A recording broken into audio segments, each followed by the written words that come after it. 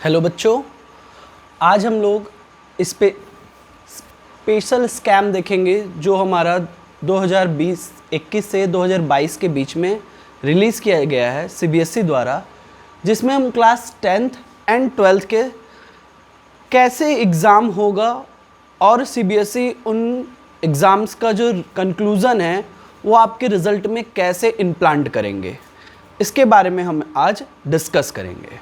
ठीक है, चलिए तो शुरू करते हैं। पहली बात तो बात करते हैं कि 100% सिलेबस जो भी आप पढ़ोगे वो 100% जो सिलेबस है, चाहे वो रिड्यूस्ड हो तो उसका 100%, रिड्यूस को हटाने के बाद, या आपका होल सिलेबस आ रहा है उसका 100%, उनको दो पार्टों में डिवाइड किया है बच्चों। 50% टर्म फर्स्ट में डिवाइड किया गया है और 15% टर्म सेकंड में डिवाइड किया गया है। ठीक है, बात आती है कि सिलेबस कैसा होगा। सर, सिलेबस जो आपका होगा वो जुलाई में आएगा। जुलाई में आएगा तभी आपको पता चलेगा कि सिलेबस आपका रिड्यूस्ड हुआ है। अगर नहीं आ रहा है तो आप समझ जाइए कि पिछले साल जैसा सिलेबस था वैसा ही आपका सिलेबस कंटिन्यू चलेगा। दूसरी बात, 50% जो फर्स्ट टर्म है आपका, उसकी जो टाइमिंग है, मंथ टाइमिंग है, किस मंथ में हो रहा है, वो आपका नवंबर से दिसंबर में हो जाएगा। और सेकंड टर्म जो आपका है वो आपका मार्च से अप्रैल में हो जाएगा। ठीक है, तो टाइमिंग आपकी नवंबर से दिसंबर में आपका फर्स्ट टर्म चलेगा, जिसमें आपको एग्जाम देने के लिए 90 मिनट्स मिलेंगे। मतलब टाइमिंग, जो एग्जाम टाइमिंग होगी वो नवंबर से दिसंबर होगी और एग्जाम देने के लिए जो टाइमिंग मिलेगी वो आपको 90 मिनट्स मिलेंगी, जिसमें आपको एमसीक्यू क्वेश्चन देखने को मिलेगा, मल्टीपल चॉइस क्वेश्चंस देखने को मिलेगा, जिसमें आपको मिलेगा केस स्टडी बेस्ड क्वेश्चन और असेसमेंट और रीजन के क्वेश्चंस मिलेंगे आपको। दूसरी बात, 90 मिनट्स आपको टाइमिंग मिल गई।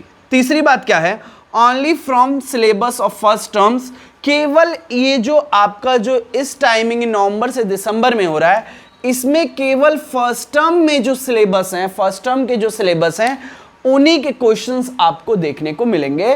कोई भी ऐसे क्वेश्चन सेकंड टर्म के फर्स्ट टर्म में आपको देखने को नहीं मिलेंगे। दूसरी बात, एग्जाम आप कैसे दोगे फर्स्ट टर्म के। फर्स्ट टर्म को एग्जाम देने के लिए आपको OMR सीट प्रोवाइड की जाएगी। आप देखे होंगे कि OMR सीट में ऐसे क्वेश्चन फर्स्ट है और 4 ऑप्शन है ABCD, तो जो ऑप्शन सही रहेगा उसको आप कलर करोगे। इस तरह से आप मल्टीपल चॉइस क्वेश्चंस को भरोगे अपने OMR सीट में। क्लियर? आगे बात करते हैं, मार्क्स जो भी आप पाओगे फर्स्ट टर्म में वो आपका ऑल ओवर रिजल्ट में क्या किया जाएगा, इंक्लूड किया जाएगा। ऑल ओवर रिजल्ट में आपका वो मार्क्स क्या किया जाएगा, इंक्लूड किया जाएगा। बात आते हैं सेकंड टर्म पे। सेकंड टर्म का जो मंथ टाइमिंग है वो मार्च से अप्रैल के बीच में होगा, पहली बात। दूसरी बात क्या होगा कि जो इसमें पेपर होगा आपका, इसमें आपका मल्टीपल चॉइस क्वेश्चन ना होते हुए नॉर्मल डिस्क्रिप्शन एग्जाम होंगे। नॉर्मल डिस्क्रिप्शन एग्जाम कैसे होते हैं, जिसमें केस स्टडी होगा, जिसमें सॉल्यूशन, मतलब कोई क्वेश्चन है उसका सॉल्यूशन बेस्ड करना होगा, या शॉर्ट आंसर क्वेश्चन होगा, या लॉन्ग आंसर क्वेश्चन होगा। तो ये हमारे डिस्क्रिप्शन टाइप्स क्वेश्चन होंगे आपके सेकंड टर्म में, जिसकी टाइमिंग, मंथ टाइमिंग जो होगी मार्च से अप्रैल के बीच में होगी, और जो एग्जाम देने के लिए आपको टाइमिंग मिलेगी वो 2 घंटे की मिलेगी। इस सेकंड टर्म में आपको केवल सेकंड टर्म के सिलेबस में क्वेश्चन जो रहेंगे वही इंक्लूडेड रहेंगे। जो सेकंड टर्म में हम पढ़े हैं वही क्वेश्चन आपको इसमें देखने को मिलेगा। इसमें फर्स्ट टर्म के कोई भी क्वेश्चंस आपको देखने को नहीं मिलेंगे। इसके लिए आपको आंसर सीट प्रोवाइड की जाएगी बाय द बोर्ड। बोर्ड के द्वारा आपको यहाँ पे आंसर सीट प्रोवाइड की जाएगी। यहाँ पे आपको OMR शीट प्रोवाइड की जाएगी, जो इस तरह से देखने को मिलती है, जैसे आपने बोर्ड एग्जाम दिया होगा तो उसमें गोला गोला करते हैं उसी तरह से। ठीक है, आगे चलते हैं। All over scores in final results up to 50%। ये जो बात हो रही है, ये बात हमें ये बता रही है कि जो आपका इसमें रिजल्ट, इसमें जो मार्किंग पाएंगे, ये भी आपके फाइनल रिजल्ट में इंक्लूड होगा। मतलब कि दोनों टर्म्स बहुत ही ज्यादा इंपॉर्टेंट है बच्चों। इसमें से 50% और इसमें से 50%, मतलब 100% सिलेबस को दो पार्टों में डिवाइड किया गया है, 50 और 50। ठीक, क्लियर हुई बात? तो ये दोनों इंक्लूड करके आपका 100% रिजल्ट बनेगा। बात निकल के आती है, बच्चों के मन में बहुत सारे सवाल होते हैं, तो सारे सवाल का आज हम जवाब देंगे आपको। एक बात आती है स्पेशल कंडीशन की। मान लीजिए कंडीशन की बात करते हैं, मान लीजिए कि आप फर्स्ट टर्म्स के अकॉर्डिंगली तैयारी कर रहे हैं, आपका नवंबर दिसंबर में एग्जामिनेशन है और आप ये फील कर रहे हैं कि नवंबर दिसंबर में एग्जामिनेशन है, और तब तक मैं देखा कि सब कुछ बंद हो गया। नवंबर दिसंबर कोविड के केस बढ़ गए और नवंबर दिसंबर में स्कूल सब कुछ बंद हो गया। तो in that case what is going to be happen, क्या होने वाला है? तो online exam will be conducted by the school at home. जो भी आपका एग्जाम होगा वो ऑनलाइन कंडक्टेड करेगा।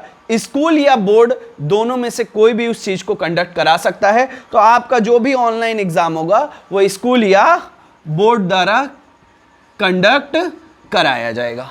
क्लियर हुआ? घर पे ही आपको वो एग्जाम देना पड़ेगा। दूसरी बात, reduce in percentage for the final score of first terms. जब आप फर्स्ट टर्म्स को ऑनलाइन दोगे तो आप पहले क्या था, जब फर्स्ट टर्म को आप ऑफलाइन दे रहे थे तो फर्स्ट टर्म में 50% और सेकेंड टर्म में 50%, दोनों में आपको 50% इंक्लूड करके 100% सिलेबस का आपको रिजल्ट मिल रहा था। मगर जैसे ही फर्स्ट टर्म में कोई प्रॉब्लम आ जाती है तो फर्स्ट टर्म को अगर ऑनलाइन कंडक्ट कराया जाता है तो फर्स्ट टर्म्स का जो वेटेज है, फर्स्ट टर्म्स का जो मार्क्स का जो 50% है उसको हम कम कर देंगे। मतलब क्या कि 100 नंबर का पेपर है, 50 नंबर फर्स्ट टर्म से, 50 नंबर सेकेंड टर्म से, दोनों ऑफलाइन होगा। ठीक है, मगर फर्स्ट टर्म के एग्जाम में अगर कोई कोविड का केस आ गया और फर्स्ट टर्म का एग्जाम आपने क्या किया, आपने नेट द्वारा दिया, मतलब आपने ऑफलाइन नहीं दिया, ऑनलाइन दिया, तो उस केस में 50% उसका इंक्लूड ना करके उसमें कुछ वेटेज उसके कम किए जाएंगे। सीबीएसई ने अभी ये अनाउंस नहीं किया है कि कितना वेटेज उसका कम किया जाएगा, मगर ये आप ध्यान रखिएगा कि फर्स्ट टर्म का अगर एग्जाम आपका ऑफलाइन ऑनलाइन होता है तो उसका वेटेज कम हो जाएगा जब कोविड के केस बढ़ेंगे तब।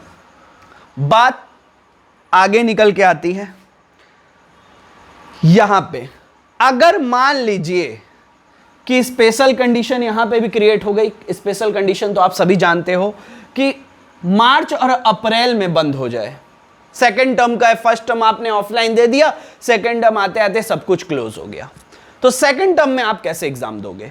तो सेकेंड टर्म में क्या होगा कि फर्स्ट टर्म में आप जो एग्जाम दिए रहोगे ऑफलाइन, ध्यान से समझना, फर्स्ट टर्म में एग्जाम जो दिए रहोगे आप ऑफलाइन, और इंटरनल असेसमेंट, इंटरनल असेसमेंट मतलब क्या, प्रैक्टिकल हो गया, जो स्कूल आपका यूनिट टेस्ट कराता है, ये सारी चीजें आपकी पूरी प्लस करके इंक्लूड करी जाएंगी और आपके वो फाइनल रिजल्ट में इंक्लूडेड होंगी। मतलब कि फर्स्ट टर्म में आप ऑफलाइन जो एग्जाम दिए रहोगे, अगर सेकेंड टर्म में बंद होता है तब, फर्स्ट टर्म में बंद होता है तो सेकेंड टर्म में फर्स्ट टर्म का वेटेज कम हो जाएगा, सेकेंड टर्म में बंद होता है तो फर्स्ट टर्म का वेटेज बढ़ जाएगा, और उसी के अकॉर्डिंगली आपको इंटरनल असेसमेंट और फर्स्ट टर्म इंक्लूड करके आपको फाइनल रिजल्ट आपका दिया जाएगा। ठीक है, अगर सेकेंड टर्म में आपका स्कूल्स बंद होते हैं तब।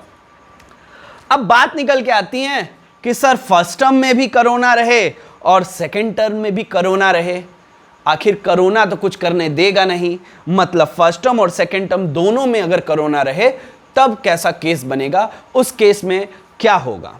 उस केस में बच्चों ये होगा कि अगर फर्स्ट टर्म और सेकेंड टर्म दोनों में कोरोना रहे, मतलब नवंबर से दिसंबर एंड मार्च से अप्रैल दोनों केस में कोरोना रहे, all closed, then home exam आपको देना पड़ेगा। मतलब कि अगर सब बंद रहेगा तो आपको घर से एग्जाम देना पड़ेगा, और प्लस एक बात बच्चों ध्यान रखिएगा, इंटरनल असेसमेंट का बहुत बड़ा रोल है। मतलब कि आपका इंटरनल असेसमेंट जिसमें प्रैक्टिकल आता है, जिसमें यूनिट टेस्ट आता है, ये सारी चीजें आपको देनी पड़ेगी। कब? In the case of first and second दोनों अगर क्लोज हो जाता है तो। और उसी के बेसिस पे, आपके इंटरनल असेसमेंट के बेसिस पे और आपका होम जो ऑनलाइन एग्जाम होता है उसके बेसिस पे आपका रिजल्ट क्या किया जाएगा? घोषित किया जाएगा। ठीक है, बात निकल के आती है कई बच्चों को ये भी गलतफहमी होती है कि सर जब होम से एग्ज़ाम देना पड़ेगा तो हम तो किसी टीचर को बगल में बैठा के एग्ज़ाम दिला सकते हैं किसी, तो उसके लिए स्कूल बहुत ही अच्छे तरीके से व्यवस्था करेगा। हर स्कूल अपने अपने लेवल पे ऐसी व्यवस्था करना चाहेंगे जिससे चीटिंग और जिससे सारी चीज़ों का जो रिडक्शन हो सके ज़्यादा से ज़्यादा, ठीक है। और आप ये मत सोचिएगा कि आ ही जाएगा, अगर नहीं आया तो इसीलिए आप अपनी पढ़ाई पे बहुत ही ज़्यादा फोकस करिए। बात निकल के आती है कि सिलेबस क्या होगा सर। पहली बात तो सिलेबस आपका तब पता चलेगा जून जुलाई तक, ठीक है, जुलाई तक सिलेबस पता चलेगा। अगर नहीं पता चलता है तो जुलाई के बाद अगस्त में तो definitely syllabus is going to be कम। दूसरी बात, in case of not conducting second term then MCQ will be continue in the second term. अगर सेकेंड टर्म नहीं कंडक्ट कराया किसने, सीबीएसई ने, ठीक है, फर्स्ट टर्म कंडक्ट करा दिया, सेकेंड टर्म नहीं कंडक्ट कराया, तो सेकेंड टर्म नहीं कंडक्ट कराया तो फर्स्ट टर्म के बेसिस पे कब दिया जाएगा, जब आपका फर्स्ट और सेकेंड दोनों कंडक्ट नहीं होगा। फर्स्ट और सेकेंड दोनों कंडक्ट नहीं होगा तो आप होम एग्जाम दोगे, सीधी सी बात है। फर्स्ट कंडक्ट हो गया, सेकेंड नहीं कंडक्ट हुआ, सेकेंड आपका नहीं कंडक्ट हुआ तो आपको फर्स्ट टर्म और इंटरनल असेसमेंट में दिया जाएगा। दोनों कंडक्ट नहीं हुआ तो आपको होम एग्जाम और इंटरनल असेसमेंट में दिया जाएगा। अब बात आते हैं कि फर्स्ट टर्म तो कंडक्ट हो गया मगर सेकेंड टर्म नहीं कंडक्ट हुआ, तो उस केस में क्या करेंगे, तो उस केस में सीबीएसई क्या करेगा कि सेकेंड टर्म को वो फर्स्ट टर्म के ही अकॉर्डिंगली एमसीक्यू में बदल देगा। मतलब क्या कि फर्स्ट टर्म भी आप एमसीक्यू देंगे फिर, और सेकेंड टर्म भी एमसीक्यू आप दोगे। मतलब आपको डिस्क्रिप्शन पेपर नहीं देने पड़ेंगे अगर सेकेंड टर्म में क्लोजिंग हो गई तो। अब बात निकल के आती है बच्चों कि सिलेबस कब तक पता चलेगा, तो सिलेबस आपका जुलाई तक पता चलेगा। इसमें कुछ इंपॉर्टेंट चीज क्या है ये बात ध्यान देने की है। पहली इंपॉर्टेंट चीज क्या है कि सिलेबस में पेपर किस तरह होगा, कैसा होगा, इसके बारे में बात करने के लिए आप क्या करोगे, आपको वेट करना पड़ेगा सैंपल पेपर तक का। सैंपल पेपर आपको यह बताएगा कि डिस्क्रिप्शन पेपर में कौन सा क्वेश्चंस और कौन से आंसर कितने नंबर के होंगे, ठीक है। उसी तरह से एमसीक्यू में किस लेसन से कितने, किस लेसन से क्या दिया जाएगा, ये सारे आपको सैंपल पेपर देख के ही पता चलेगा। It means you have to wait for the sample paper released by the CBSE.